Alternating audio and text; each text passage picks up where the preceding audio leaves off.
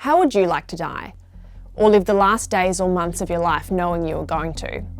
If you knew your last 6 or 12 months would bring intolerable suffering, should you be able to speed up the process? And should people ever be able to take their own lives?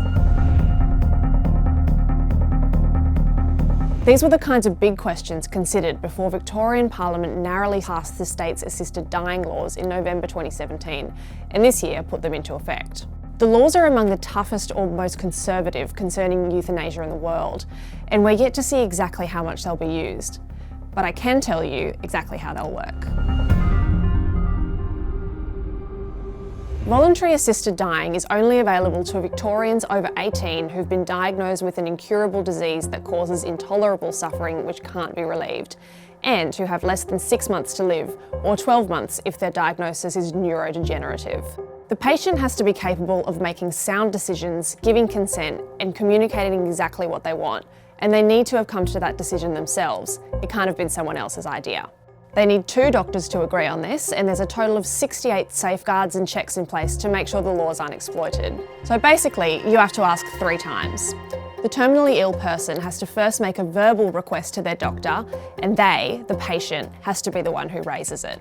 They're then referred to a second doctor, usually a specialist in the patient's condition, to whom they submit a written request and will assess their eligibility. Then they need to go back to the first doctor, who conducts a final assessment before they hand over the decision to Victoria's Department of Health and Human Services, which will review those applications. If a terminally ill person is granted the right to assisted dying, they'll be administered a lethal substance. There's only a very small team of pharmacists at one hospital in Melbourne who will prepare and supply the drugs.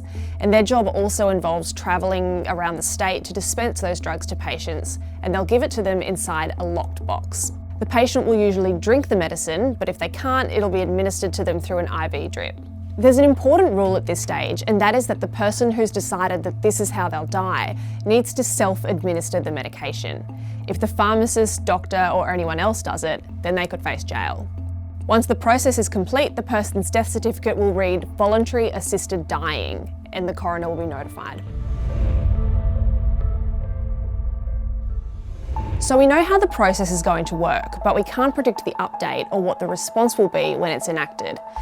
Even though this law's been passed, euthanasia is still a pretty controversial subject, and a lot of people are still dead against it. Queensland and Western Australia are now considering their own assisted dying legislation, and the debate is certainly going to continue to rage.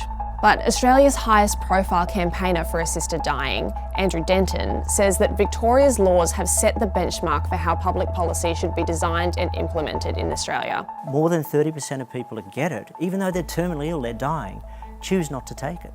The simple act of having this medication provides incredible relief of anxiety and what's called existential stress and distress, all on its own. He says the question now is not if, but when other states will follow Victoria's lead.